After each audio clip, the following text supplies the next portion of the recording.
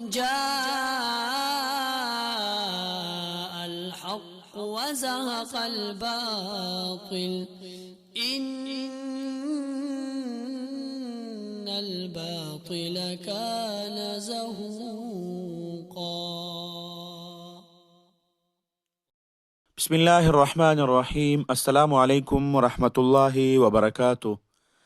محترم سامعین، آج جمعے کے دن پشاور حیات آباد میں جمعے کی نماز کے وقت ایک افسوسناک واقعہ سامنے آیا، جس میں ایک امام مسجد ہے وہ جمعہ پڑھا رہا تھا اور جمعے کی تقریر کر رہا تھا۔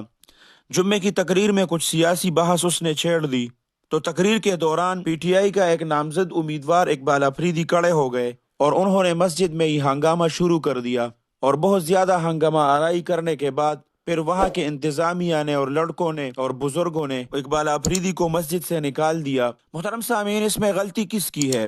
کس نے غلطی کی؟ آیا امام مسجد نے ایسی کوئی بات کہہ دی؟ اگر اس نے کوئی غلط بات کہہ دی ہے تو وہاں کے جو لوگ تھے انہوں نے پھر اقبال افریدی کو کیوں نکالا مسجد سے؟ اور اگر انہوں نے غلطی کر بھی دی، وہ بات زیادہ غلط تھی یا مسجد میں ہنگامہ آرائی غلط تھی؟ محترم سامعین، جیسے کہ آپ لوگوں کو پتہ ہے کہ حدیث نبوی صلی اللہ علیہ وسلم میں مسجد مسلمانوں کے تمام سرگرمیوں کا مرکز ہوا کرتی تھی۔ یہ محض عبادت اور نماز کی جگہ نہیں تھی، بلکہ جس طرح نماز کے لیے مسجد عبادت گاہ تھی، اسی طرح حصول علم کے لیے یونیورسٹی، ادبی سرگرمیوں کے لیے، مشاورتی امور کے لیے اور پارلیمنٹ کے باہمی تعارف کے خاطر نقطۂ ملاقات کا کام دیتی تھی۔ عرب کے دور دراز علاقوں سے وفود آتے تو مسجد ہی میں آپ صلی اللہ علیہ وسلم سے ملاقات کا انتظام ہوتا، اور تمام دینی، معاشرتی اور سیاسی تربیت کے لیے آپ مسجد ہی میں وعظ فرمایا کرتے تھے۔ نبی کریم صلی اللہ علیہ وسلم کے زمانے میں دین اور سیاست علیحدہ علیحدہ چیزیں نہیں تھیں جیسا کہ آج تصور کیا جاتا ہے۔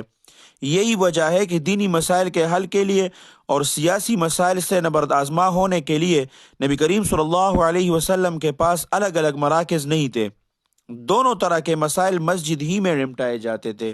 اسی طرح اگر عہد نبوی صلی اللہ علیہ وسلم کی طرح خلفائے راشدین رضوان اللہ علیہم اجمعین کے عہد کو دیکھا جائے تو ان کے عہد میں بھی مسجد مسلمانوں کی تمام دینی اور سیاسی سرگرمیوں کا مرکز ہوا کرتی تھی۔ چنانچہ ابوبکر صدیق رضی اللہ تعالیٰ عنہ نے خلیفہ نامزد ہونے کے بعد اپنا پہلا سیاسی خطبہ مسجد ہی میں دیا تھا، جس میں انہوں نے اپنی سیاست کے خدوخال بیان فرمائے تھے۔ اسی مسجد میں حضرت عمر رضی اللہ عنہ نے بھی اپنا پہلا سیاسی خطبہ دیا تھا اور فرمایا تھا کہ اے لوگو، تم میں سے جو شخص مجھ میں کجی دیکھے تو اسے چاہیے کہ مجھے سیدھا کر دے۔ محترم سامعین، آج کے واقعے سے ہم نے کیا سبق حاصل کیا؟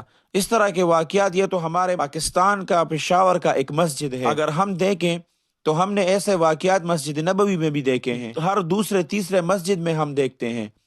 اگر انہوں نے کوئی بات اس طرح کہہ دی خطبے کے دوران، تقریر کے دوران، تو اتنی ہنگامہ آرائی کرنے کی پھر کیا ضرورت تھی؟ وہاں پر جو مسجد کی بے ادبی ہوئی اور اتنا ہنگامہ وہاں پر ہوا کہ لوگوں نے اقبال افریدی کو مسجد سے ہی نکال دیا۔ اللہ سبحانہ و تعالی ہم لوگوں کو عقل اور شعور عطا فرمائے۔ اللہ سبحانہ و تعالی آپ سب کو اپنے حفظ اور امان میں رکھے، اپنے خصوصی دعاؤں میں یاد رکھے۔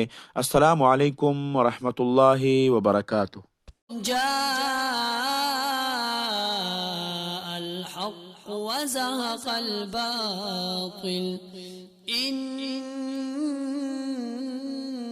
الباطل كان